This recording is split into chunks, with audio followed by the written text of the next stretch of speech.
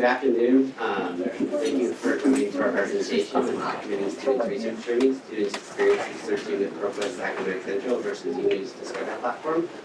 My name is Rusty Mahalik. I direct the library, the archives, and the learning center at Golden Beacon College in Bloomington, Delaware. This is Monica Rashidi. She's the director of institutional research and training at Golden Beacon College. And this is Ruth Pickering, the co-founder of Yewno. So just a brief outline of what we're going to be doing today. Ruth is going to be talking about why Yewno has gotten into the academic market.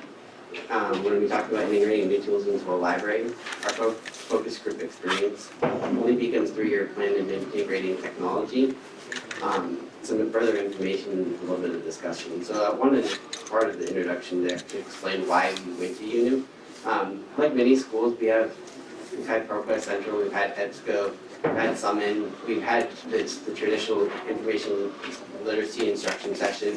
The students go in there and they really struggle with broadening or narrowing down their search depending on where they go. JSTOR, they really have a problem broadening their search, and when they go into a discovery service, they have a problem with narrowing down their search. And so Monica here has, when her PhD, had to analyze a lot of concept maps, and we've been researching together for the last 5 years, and she talks about concept maps and how that can bring different modules can bring different layers of discovery, how it can find new information. And thinking, I saw Michael Keller's little spiel on YouTube. This exactly fits what our students need to do.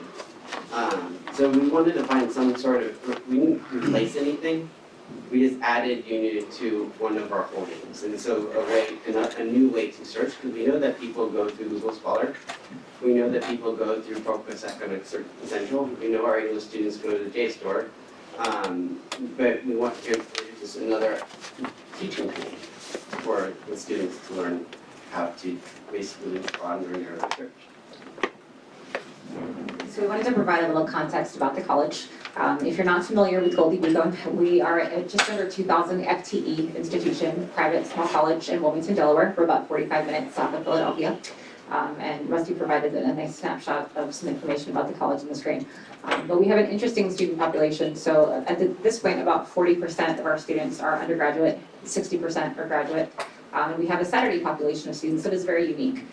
We have a 90% international population on Saturdays that attends our college every other Saturday for 8 hours a day for 4 classes to complete a class for 2 years to do their MBA.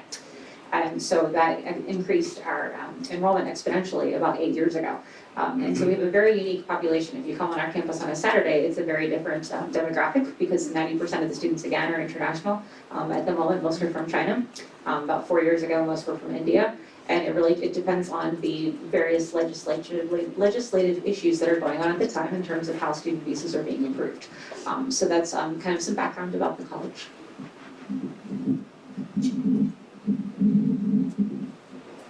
Thank you. So Rusty and Monica asked me to explain a little bit about why Yewno has a product in education. You may have noticed we also have a financial vertical, so we have products that we sell to people like NASDAQ and Credit Suisse. And then you look on the other side and you say, well, how can you possibly have those as customers and also have customers who are high schools and academic libraries? So just to explain the story, we could go to the first slide.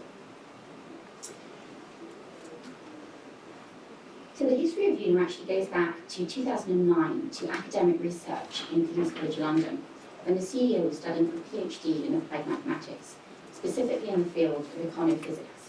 In econophysics, a fancy name for explaining economic and financial cycles using unstructured mathematics directing physics.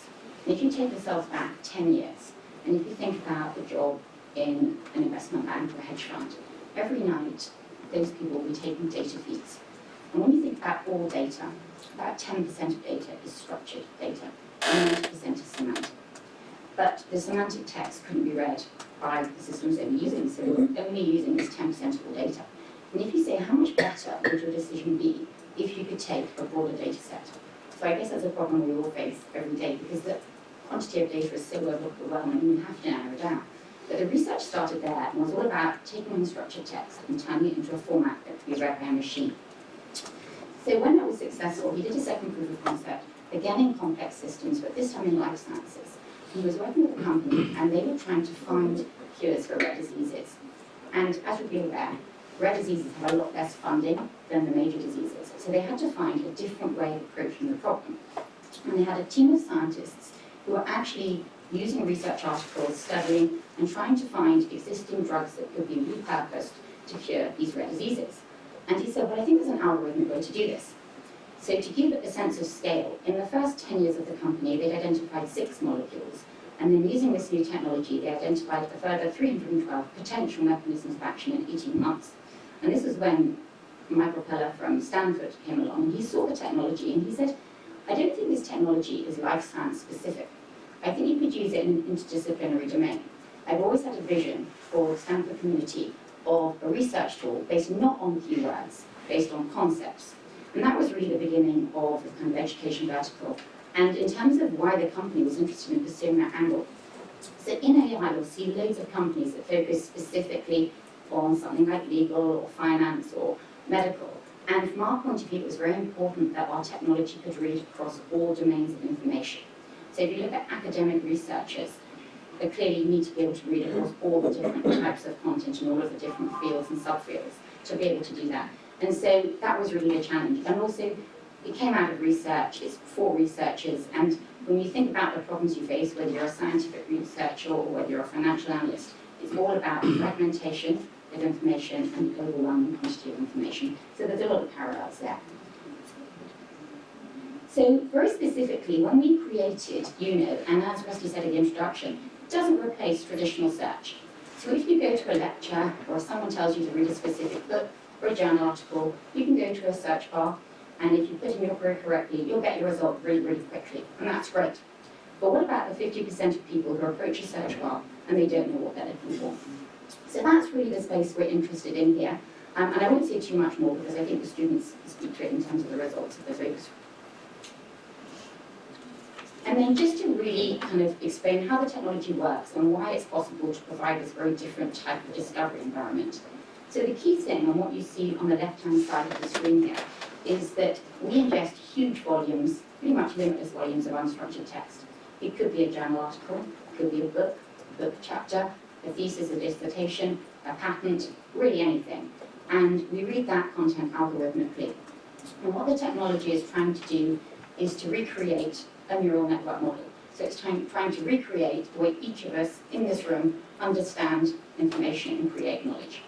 And so it builds an enormous graph network. And the key thing about a graph network is that it's a fantastically flexible mathematical instrument. So you can interrogate it from any angle, and everything carries meaning, relevance, patterns. So anything that you find there, you can explain that connection. And the final slide really just goes into a little bit more detail on the knowledge graph. But I'll stop there and I'll come back to Steve.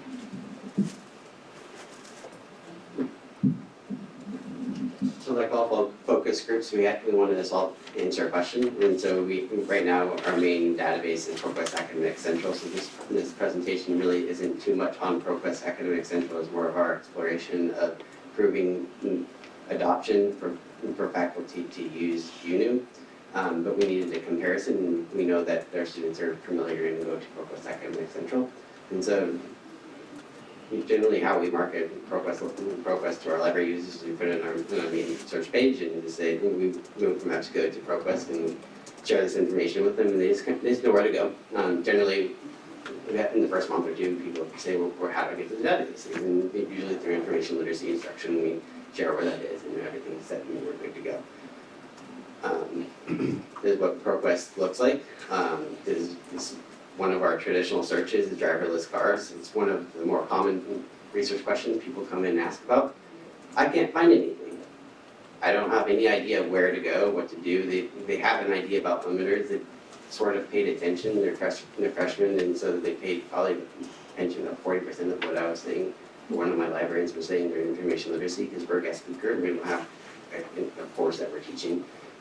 But we try to get as much information in there, and just like any one-shot information restriction session there is, we get as much information as possible. So usually when we sit down and talk to people, they only have one keyword, and they really struggle with synonyms. I think the only people I've ever met who really like subject terms are librarians. And so they just don't understand why I would ever go to that subject term and click on that and it would give them better results. And that the idea of autonomous cars, I really do believe that searching in general has is gained mostly through reading. And so those words, those alternative words can only be by reading or knowing more about that subject, becoming an expert in it. But when you have freshman level, 100 level courses and the shell shock of coming to college is you're looking at this linear thing. It kind of looks like Google, but there's a lot of other things, and those limiters and those other things that you showed me don't exactly know why I have to do those things. You're going to get frustrated. And you're like, why I give up? I'm going to go to Google. That I know I can go to Forbes. I can get some article somewhere. I can get exactly what I need to do to match the requirements for my paper. So we see that all of the successes and the struggles that just from the traditional database that you can possibly ever see. So this is Yewno's Discover platform. Oh. I'm just going to, slide is missing. So Yewno's platform is listed as concept maps. If you haven't seen it before, and it's basically these nodules. If you type in driverless cars, there's these modules, and each one of these nodules will, I want to skip ahead just so that you can see this. This is what the platform looks like. There's suggested keywords up on the left, and the concept map is on the right. So the students, when I look at this, by the way, I get very confused. This is not how I would, we research all the time. We have, we write papers and we have our column. And if I was going to do a deep research paper, this is not where I would want to go. I'm an expert searcher. I at least like to think I am. I can figure out the consent design that we discuss in the conversation that we have. This is really meant for beginning users, people who don't know where to go with the concepts. However, I would add on to that, and this is something Rusty and I were talking about with Jason and Ruth yesterday. I actually think that the searching in Yewno is not just for basic searchers. I think it's also for advanced, but I also think it has to do with how you like to research and how you prefer to discover. So the point I would make here is that we were trying to share that as faculty development side of the house, we don't necessarily always like what we're promoting that others use. Because I want you to use the tool that's going to best fit what you're trying to do. So if the students like to search this way, then we like to show them options for searching in this way. Even if neither one of us really gets super excited about concept maps. So we'll be talking about some things and sharing how our students did with it, but also sharing just because we're not super excited about particularly that methodology doesn't mean it's not working for someone else. And so when we're trying to get a new tool adopted at least at Goldie Beacon College, I have a 3-year plan, and I actually learned this from Sarah Mahalik, Vice Provost of University Libraries at University of North Carolina, who's my mom.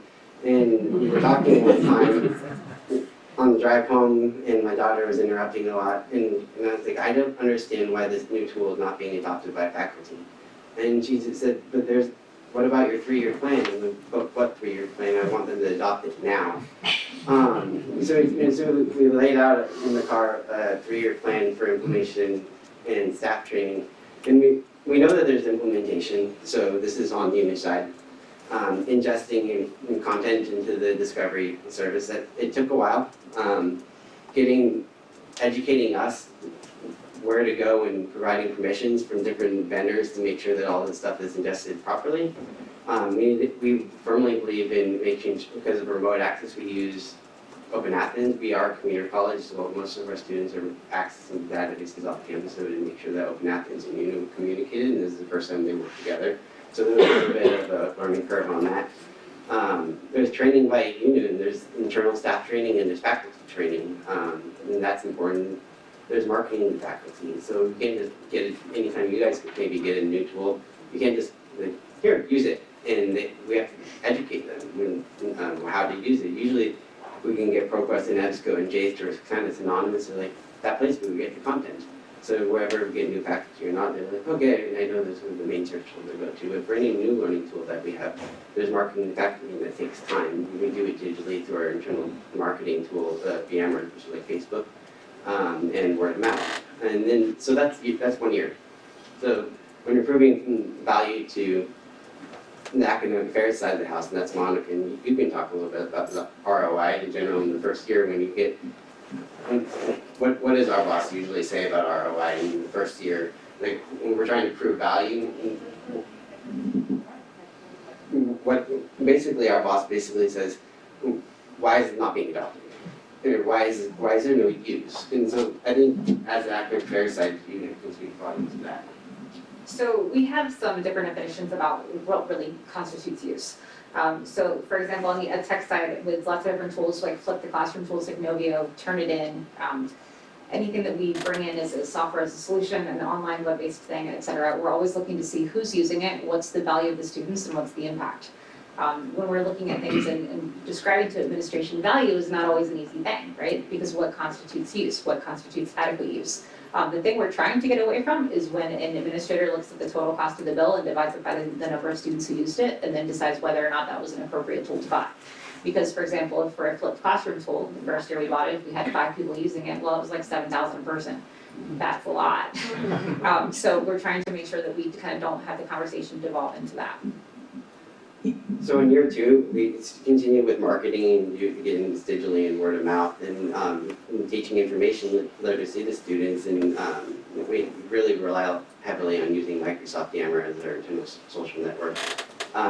We hope that there's faculty use of Yewno.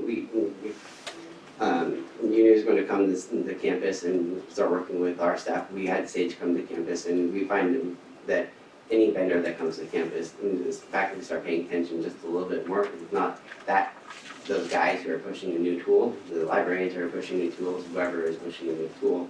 So that helps a lot. So we start seeing beginning of faculty use.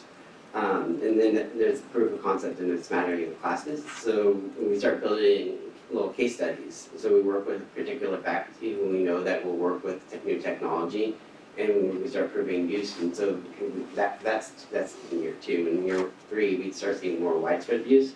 And that's where the ROI that Monica was talking about, we can start seeing that and see value and see if we're going to actually pick this up as a continuation of a new tool. But we don't expect as much use as we always hope that could be there. We start analyzing the results, and that's where we start working with institutional research, Monica's side of the house, and seeing if we can apply this to learning analytics, and this is going to help with student success. So that's usually in year 3, and we conduct focus groups. But we kind of flipped the model here. We wanted to understand if students actually like this tool. So we conducted a focus group early. Usually it would be in year 3 to see how they're liking it, just as we're beginning to move on to a new tool, if we're going to resubscribe to this tool. But we wanted to know what the best, if we thought this round, if students shared their thoughts about what they thought of this new tool, we could share that with faculty, and that would speak volumes about the tool. And so this is what usually we share when we're doing tool awareness with our marketing community with Yammer. And then we did that slide. So Monica's going to talk about conducting focus group. So for this particular focus group, and we've conducted several of the other tools over the past several years, we were actually really excited because it was the first time we could hand off the focus group to 2 of our staff. In the past, we were the ones that were leading the focus group, so it was nice for us to be able to do that, being a small private college with a lot of hats. But our training and analytics assistant, who is a full-time staff member that we share between our 2 departments, and the new Writing Center professional tutor, co-led a focus group. They advertised the focus group across campus in a number of ways, mainly in Yammer, which Rusty shared earlier. We do a Yammer post. It's essentially Facebook for business, if you're not familiar with Yammer. So they advertised it in Yammer. They did flyers around campus. They offered free food, kind of the basic things you do for trying to get undergrads to come and visit. But they had 2 main goals our assistants identified that the first was they wanted to find out whether library users, in this case exclusively students, because that's who we were marketing the focus group to, prefer ProQuest or Yewno. And we wanted to know why. Why did they prefer one or the other? And we wanted to have it during a time when students could attend. Our college doesn't have any classes on Fridays, so usually there's much more opportunity for students to come and do things on campus during that time period. So the format of the focus group, the 2 assistants brought in the users into our library space. We have a lab within the library. And the assistants basically provided kind of a guide on the side situation where they offered them prompts with directions to go through both searches in Yewno and in the traditional ProQuest search. And we asked them to share in terms of feedback, how did they feel it went? And some of the pros that they were talking about, they really liked to have the opportunity to find out what the students already knew and to find out opinions. We loved the second one, providing such as food works for some people. It actually worked for all of them. They really liked the pizza, so that helped. Something that we've learned as part of running the focus group with our staff members is that it was a learning experience for them, right? So because they were running their first focus group. So while they felt they had clear directions, they felt that they should have done some editing of the directions a little bit more in advance, because even though we've done some review of things, they thought that there were some questions that weren't quite clear. And if they had done some spot testing with perhaps some other individuals on staff beforehand, it would have made it a little easier of a process. Rusty, do you want to add some of the cons? So just, we're going to get to the results in a minute. We're going to just add a little bit of the cons. So selecting the right number of folks to participate. Larger group can be hard to handle. We find that true for new tools because there's a learning curve. We don't want to overwhelm anybody, and it's a little bit easier to run a focus group when there's not as many people that might not get the best results. We want the public, the end is not the highest, but it does work with conducting a focus group with our staff. And just making the number of questions manageable, so make sure that there's enough time to get allotted for people to have to do the focus group and finish it and give all the results that we're wondering what they will be. That's great. So one of the questions we were asking the students, because we wanted to have a baseline of to what extent were they expected to be using information literacy concepts that they were learning in the databases for coursework. So the first question that the students were asked was, during the fall 2019 semester, did any of your instructors require that you use the library databases for coursework? It was actually split across the board, 50%, 6 yes, 6 no. In terms of whether they had to use it, and then were you required to cite sources for any presentations or papers? And then this was predominantly yes. Rusty, sharing some background about to what extent students write at the college. So we have 2 writing components at the college. Is 200 and 300 level courses don't write too much. We are a traditional business college with a smattering of new majors in the last 10 years. And so in the 100 level class, they are required to write about a 5 to 6 page paper. In 400 level class, they're required to write a 10 to 15 page paper. But one of the things, reason why we actually added this and had nothing to do, at the time didn't feel like we had anything to do with Yewno, is one of the things that our faculty find that they love the most is the built-in citing tool within ProQuest or EBSCO or whatever the traditional library tool that we have.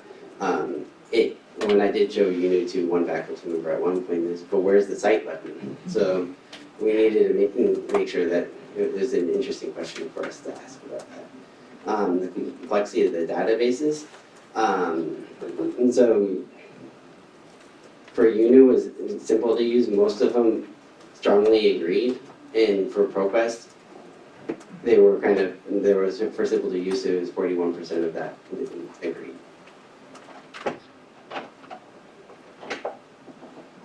So we wanted to also have prior experiences with ProQuest and Yewno. Have you ever searched in library databases using ProQuest before? 58% said that they had used ProQuest at some point. 41% did not. And then have you ever used Yewno Discover before? And one person out of the 12 said that they had used Yewno, so that was a little bit surprising. So this comes back to the content part of this, and so that was my biggest worry when we were picking up the new tool. Will they actually find everything? Because Yewno does a very good job of integrating open access journals, well, just basically content and articles into there that I don't think that ProQuest might have generally. And it works more when you have discovery layers. So when we asked this question, did you find what you were looking for ProQuest? 66% said sometimes.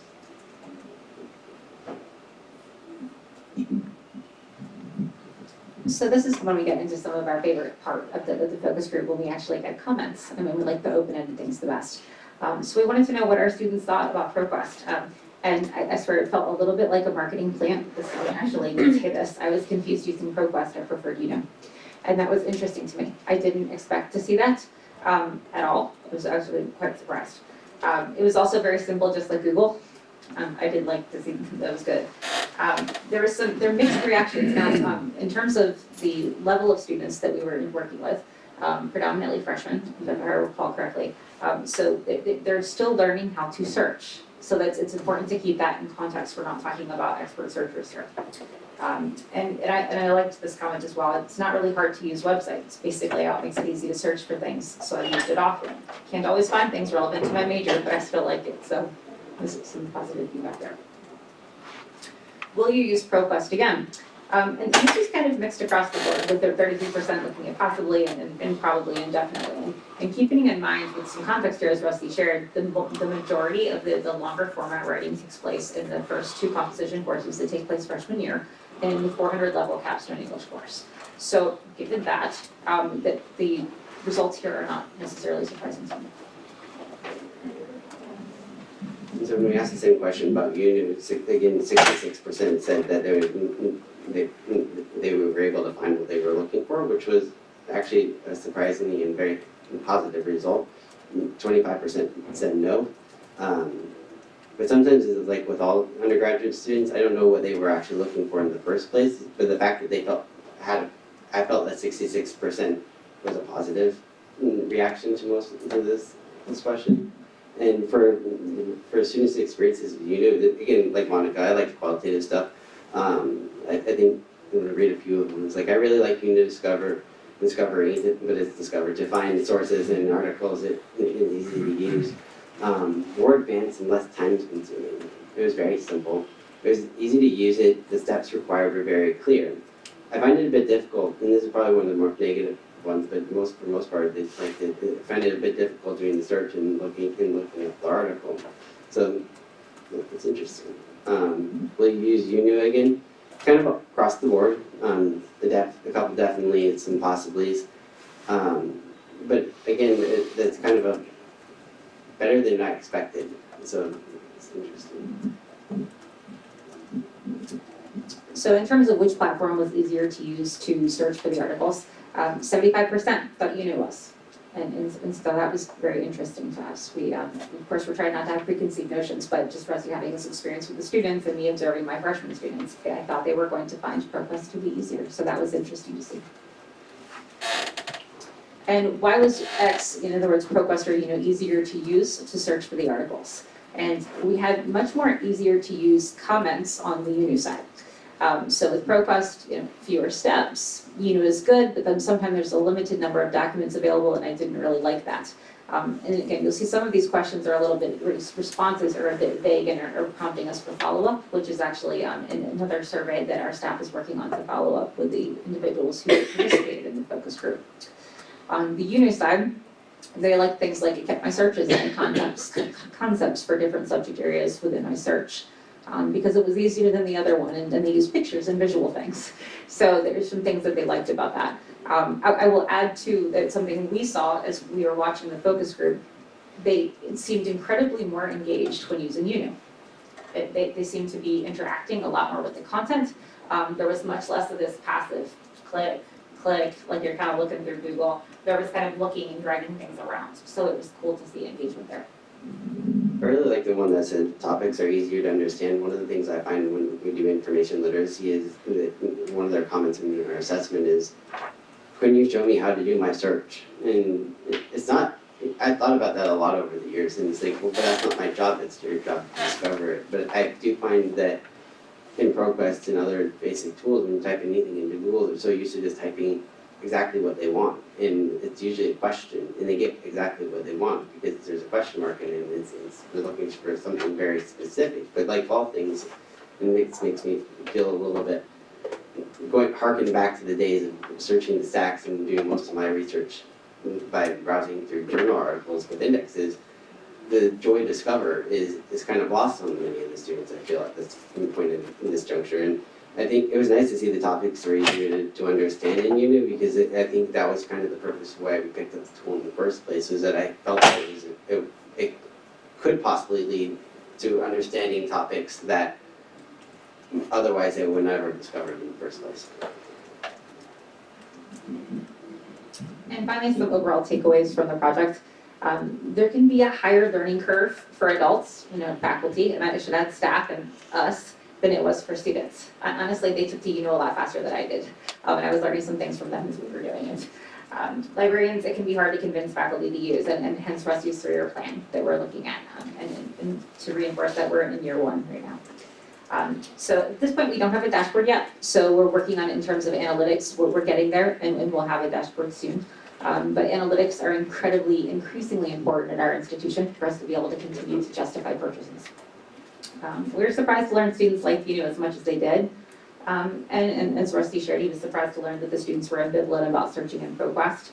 And surprised to learn that the library users weren't finding what they were looking for in ProQuest, which is actually, of course, prompting some more questions and further explanation. I think that the last one for me was the biggest problem that we had, and we were really exploring Yewno, but we did not realize until we only have 12, so there's prompting another focus group, and maybe just a general survey to our population, but I would like to know how many more people are not finding the content that they are looking for the research papers, and then where are they going if they are not finding the content that they're looking for in the research papers.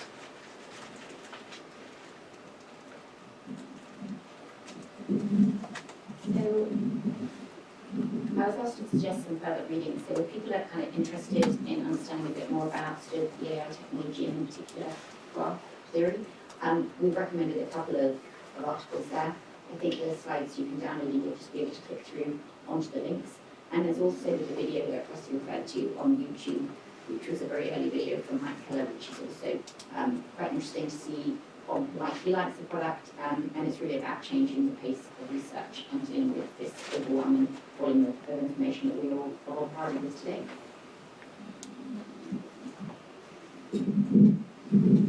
Does anyone have any questions? Yeah, so I just was a little was curious about that focus group. So did you all dictate topics to them, or and like how did that operate? So the 2 student assistants that were in the focus group did dictate topics. So they had 2 different topics that they were exploring both topics in both platforms, or same platform but overlay. We wanted to make sure that the searches in both are the same, because otherwise it's not really a good comparison.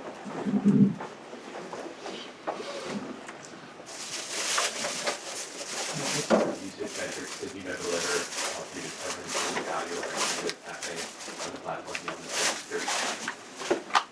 For Yewno, I'll let Ruth speak to that if you don't mind, because they are able to provide metrics for at the moment within a CSV. Yeah. So what the platform does is capture not only what concept you look for, but it'll say the concept you look for, the domain it's in, and then it'll say where you ended up. So one of the great metrics is around interdisciplinary search.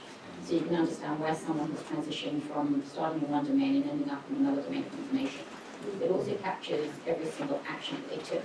And I think we're back to the point Monica made about engagement. Obviously if someone just looks at a concept and goes away, that's not a high level of engagement. You can understand, did they interrogate links, did they interrogate related concepts, did they click on anything, etc. So every single action, and I think that's a really good metric around whether somebody actually really is engaged in what they're doing. And then of course all of the traditional things about what content they found, by publisher, by journal title, etc. So as Monica said, we are actually late in delivering that to them, so my apologies for that. But then you can download all the information in CSV, and then you can combine it with whatever other metrics you have from other tools in order to prepare kind of the internal things you need for reporting upwards.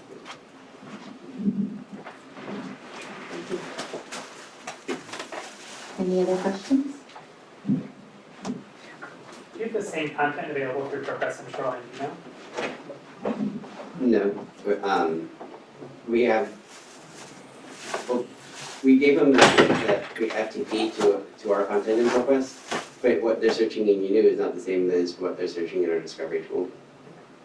And was there any confusion or concern from the students around that disparity? I would imagine there probably would be if they were looking in a more detailed way, but since it was a very guided search, they didn't have there wasn't much confusion because we kind of laid out their experience for them. Or perhaps anxiety from you in that regard, yeah.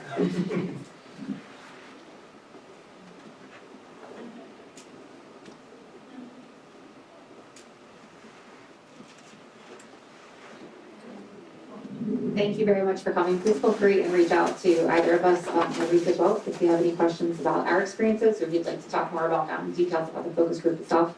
We're happy to share templates and that sort of thing that we developed when we did that. And thank you again.